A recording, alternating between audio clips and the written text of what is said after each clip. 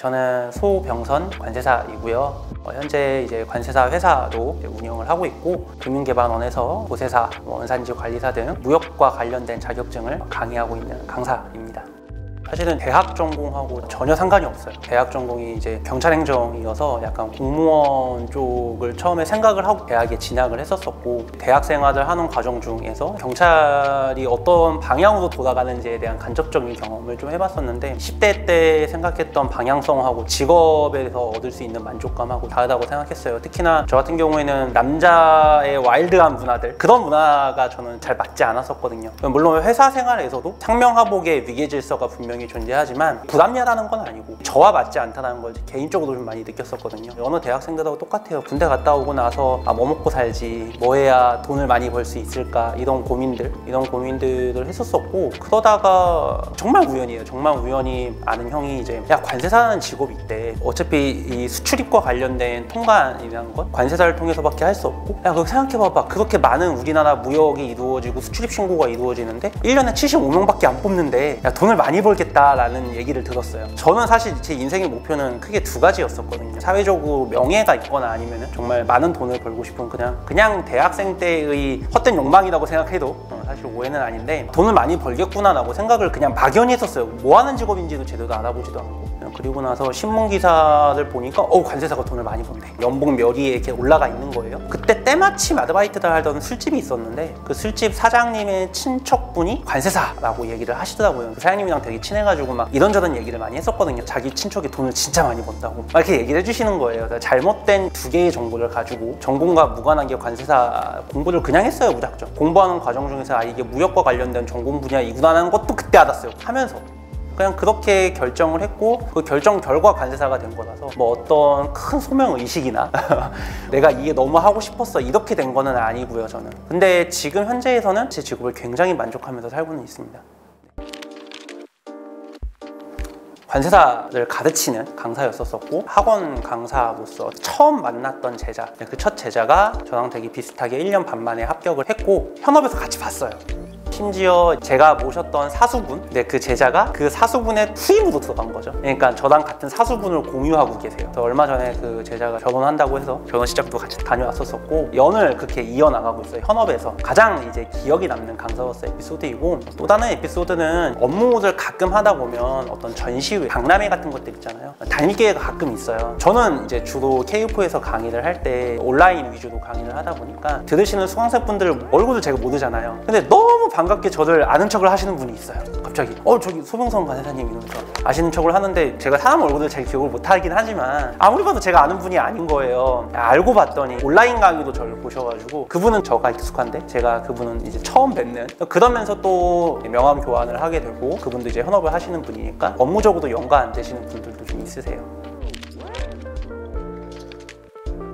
저 같은 경우에는 이제 관세사가 되면은 다른 관세사 회사에 속해 있으면서 수습기간이라는 걸 거쳐야 돼요. 수습기간을 거치고 일정 기간 근무를 좀 하다가 퇴사를 했고, 제 관세사 회사를 지금 현재 운영을 하고 있거든요. 관세사 회사를 운영을 하면서 개그감은 없지만 남들 앞에서 뭔가 설명해주고 이런 걸 되게 좋아하고 하고 싶어 했었어요. 그런데 제가 할 수 있는 분야가 이제는 전공 분야라고 얘기할 수 있는 무역 파트, 관세사가 이쪽의 전문가니까 이쪽에 연관된 뭔가를 해야겠다라고 싶어서 이제 강사의 길을 겸업하고 있다고 보면 되겠죠.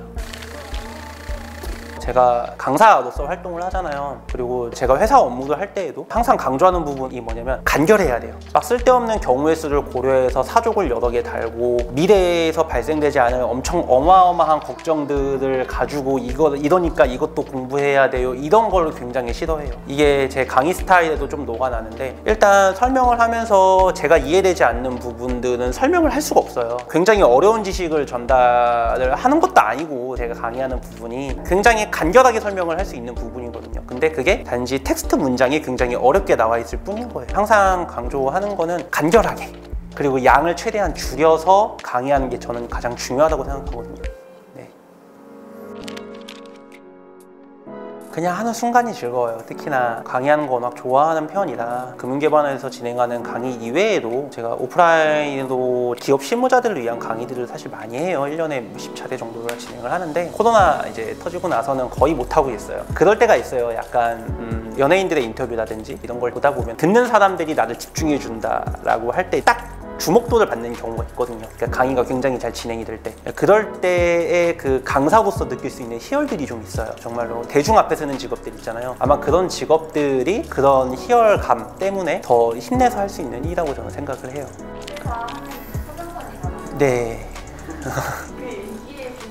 아, 이건 좀 어색해요. 사실 보세사 하면은 뭐 제 이름이 검색이 제일 많이 되는 건 뭐 저도 알고 있고 관심 종자까지는 아니지만 가끔 1년에 한두 번은 검색을 해봐요. 제 이름으로 혹시나 악평은 없는지, 악평들을 보고 나서 혹시나 내가 개선해야 될 점들은 또 없는지. 저도 사람인지라 칭찬해주는 글이나 칭찬해주는 이야기를 들으면 그걸로 또 힘을 얻는 원동력이 되기도 하거든요. 결국에는 보세사 강의에서 제가 조금 두각을 나타낸다? 많은 분들이 좋아해 주신다라고 하는 거는 가장 중요하게 생각하는 포인트인 줄여주는 거, 간결하게 설명하는 거, 이게 제일 큰 포인트인 것 같아요. 보세사 시험이 양이 굉장히 방대하거든요. 그렇게 방대한 양은 아닌데 많이 방대하다고 느끼세요. 어찌됐든 단기간에 최대한 효율성 있게 줄여주는 거가 아마 크게 와닿지 않았나 싶어요. 사람으로서 매력 포인트요? 제가 그런 게 있었으면 정말 인기가 많은 사람이었을 텐데 잘 모르겠어요. 그냥 요리 좋아하고요. 요리 잘해요. 웬만한 유튜브에 있는 음식들은 거의 다 한 번씩은 따라해 볼 정도로 음식하는 거 좋아하고, 저희 어머니가 해주시는 음식보다 제가 할 수 있는 음식 가짓수가 더 많을 정도로 메뉴 얘기하면 거의 다 할 수 있어요. 플레이팅은 못해요. 미적 감각이 없어서. 이건 저 개인적인 취미이고 사람으로서 매력을 느끼는 건지는 잘 모르겠네요. 저는 살면서도 한 번도 잘생겼다고 생각해 본 적도 없고, 물론 10대에 근자감이 있었을 땐 그럴 수도 있는데, 근데 뭐 저희 와이프의 말에 의하면 진중한 거, 차분한 거, 그리고 생각이 깊은 거, 제가 뭐 이런저런 잡지식들을 주워듣는 걸 되게 좋아해요. 또 이야기하는 걸 좋아하다 보니까 이 사람 되게 좀 똑똑해 보인다 라고 생각을 했었다 그러더라고요. 그런 거 정도이지 뭐 이게 뭐 이런 건 아니고요.